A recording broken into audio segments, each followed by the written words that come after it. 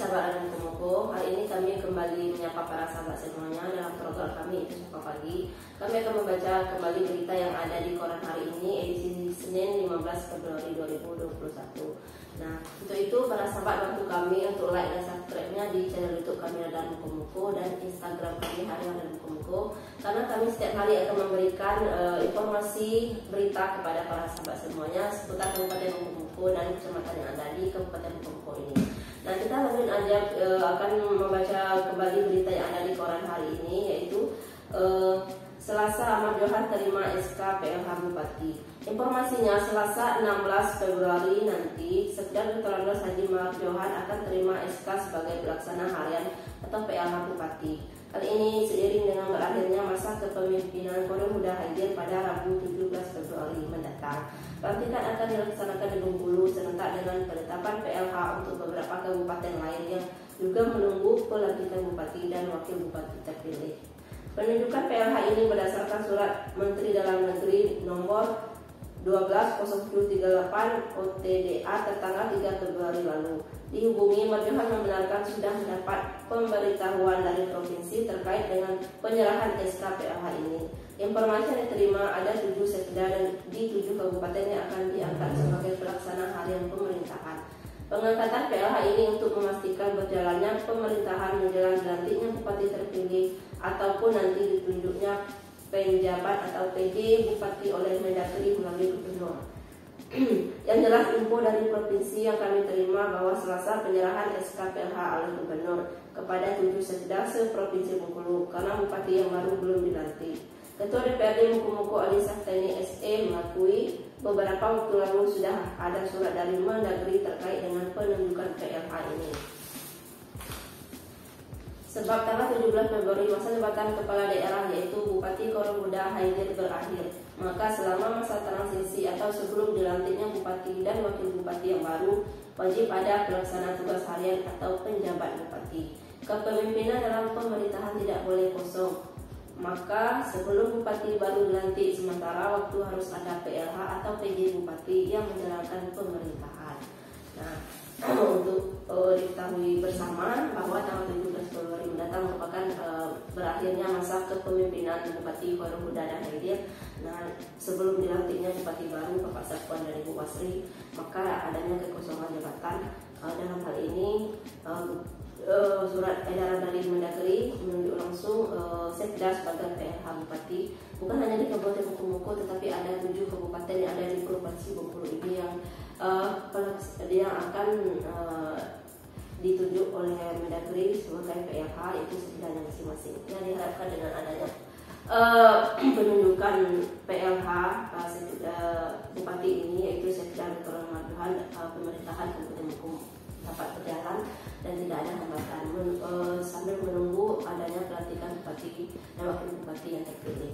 Kita lanjut ke informasi atau berita yang ada di koran hari ini selanjutnya, yaitu ayo ikuti virtual fun bike HUT Mukomuko. Kabar bagi seluruh masyarakat yang punya hobi bersepeda dalam rangka hari ulang tahun ke-18 Kabupaten Mukomuko dilaksanakan event virtual fun bike yang dibuka untuk umum. Bagi yang berminat segera lakukan registrasi secara online dengan mengakses http://bit.ly virtual funbike HUT Mukomuko 18. Tidak tanggung-tanggung, panitia funbike menyediakan berbagai hadiah atau door prize menarik dengan total senilai 20 juta. Dapur ketentuannya peserta dilaksanakan menentukan lokasi start dan finish, bahkan rute sendiri. Peserta bersepeda sejauh 50 km yang dapat ditempuh dalam sekali goes atau bertahap selama 6 hari. Peserta merekam jarak tempuh menggunakan aplikasi Strava. Peserta bergabung dalam komunitas sepeda Mukomuko di grup Strava. Dalam perjalanannya, peserta harus berfoto di 3 spot yang menarik di Kabupaten Mukomuko dan diupload dalam aplikasi Strava untuk mendapatkan hadiah. Kepala Dinas Kominfo Mukomuko selaku Corong Informasi Daerah Dr. Andos Haji Kustari Mandar SHM pun mengatakan sesuai dengan ketentuan dari panitia periode funbike mulai dilakukan pada 15 sampai 20 Februari. Dalam melaksanakan perjalanan, peserta diperbolehkan secara individu atau berkelompok. Peserta wajib bersepeda dengan tetap berpedoman pada protokol kesehatan untuk mencegah penyebaran COVID-19. Nah, dalam rangka memeriahkan Hari Ulang Tahun Kabupaten Mukomuko yang ke-18 tahun ini mungkin sangat berbeda dari tahun sebelumnya karena kita masih pada masa pandemi COVID-19. Nah, tetapi tidak menyurutkan semangat kita dalam mengisi Hari Ulang Tahun Kabupaten Mukomuko ke-18 ini. Panitia langsung akan mengadakan perlombaan secara virtual sepeda fun bike dalam memeriahkan HUT Kabupaten Mukomuko yang dilaksanakan secara virtual. Dalam hal ini bisa pribadi atau berkelompok, dan total hadiah yang disediakan panitia itu tidak tanggung-tanggung, itu senilai 20 juta rupiah. Nah, bagi masyarakat umum yang ingin berpartisipasi dalam acara ini, silakan langsung akses langsung http://bit.ly virtual fanbike HUT Kabupaten Mukomuko ke-18 atau langsung bisa langsung datang ke Dinas Kominfo untuk informasi lebih lanjutnya. Oke, kita lanjut ke berita yang selanjutnya. Ada anggaran rumah adat hanya sebatas fondasi, 5 proyek senilai 7 miliar siap lelang. Pada tahun ini, pemerintah daerah harus menahan diri untuk melaksanakan pembangunan fisik karena ketersediaan anggaran minim. Seperti diketahui, APBD Mukomuko pada tahun ini hanya 908 miliar, jauh turun dari sebelumnya yang mencapai 1,16 triliun. Untuk itu, banyak kegiatan fisiknya yang tidak dilaksanakan. Seperti di PUPR Mukomuko selaku leading sektor proyek, tahun ini hanya ada beberapa saja, di antaranya irigasi, jalan, dan air bersih dengan nilai total 17 miliar.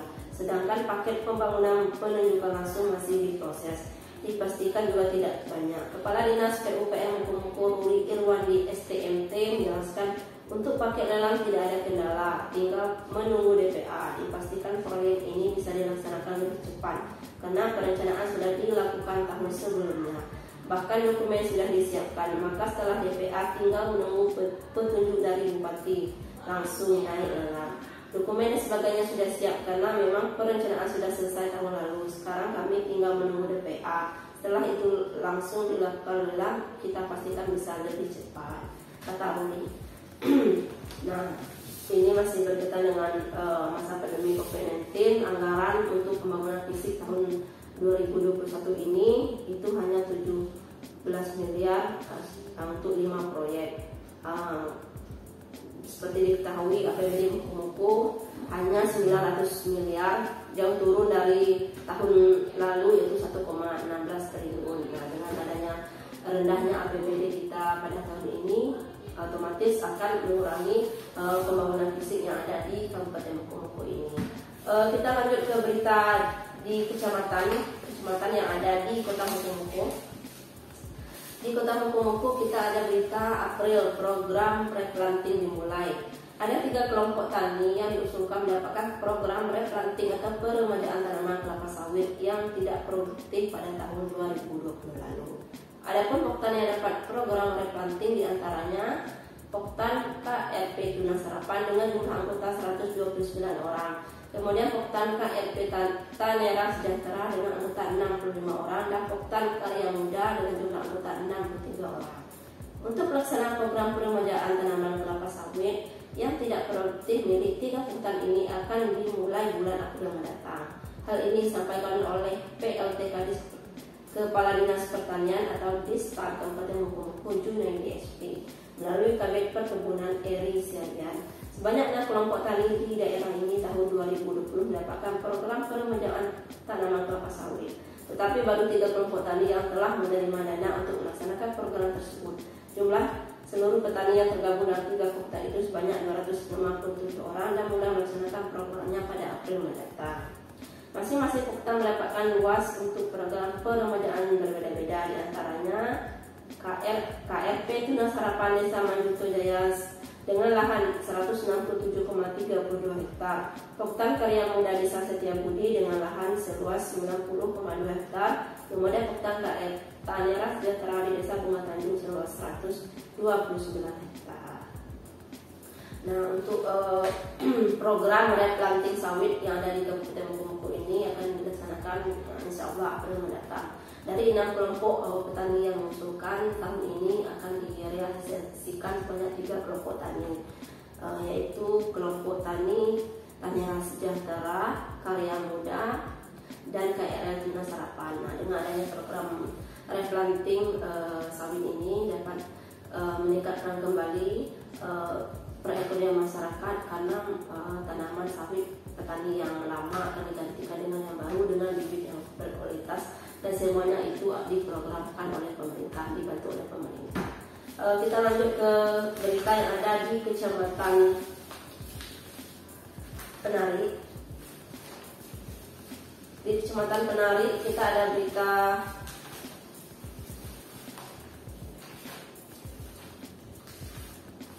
maksud kami di Kecamatan Penari kita ada berita jembatan Teras Terunjam semakin kritis. Jembatan Sungai Selagan di Desa Teras Terunjam, Kecamatan Teras Terunjam semakin mengkhawatirkan. Tanah yang berada di sekitar pondasi jembatan terus runtuh digerus arus sungai. Jika kondisi ini terus dibiarkan, tidak menutup kemungkinan jembatan bisa runtuh dan jalan provinsi ini akan putus. Hal ini disampaikan oleh Kasih Pemerintahan dan Desa Kecamatan Teras Terunjam, Agus Yuno. Agus mengatakan lambat tapi pasti tanah yang ada di pangkal jembatan telah runtuh dan hanyut terbawa arus sungai. Kondisi ini telah berlangsung selama bertahun-tahun. Terkait kondisi ini, pihak kecamatan telah membuat laporan resmi kepada pihak Balai Wilayah Sungai atau BWSS Sumatera 7. Laporan tertulis telah diantar langsung ke pihak BWS oleh camat beserta kades. Inti laporan untuk mengatasi erosi sungai diusulkan pemasangan bronjong. Hanya saja hingga saat ini belum ada tindakan lanjutnya. Kondisi jembatan semakin terancam. Jangan-jangan nanti ambruk sebelum sempat dipasang bronjong. Agus juga menyampaikan jika jembatan ini benar-benar ambruk, tidak ada desa yang terisolir. Warga dari desa Pondok Kopi dan sekitarnya bisa keluar masuk melalui jembatan Air Majuto atau Kota Moko-Moko.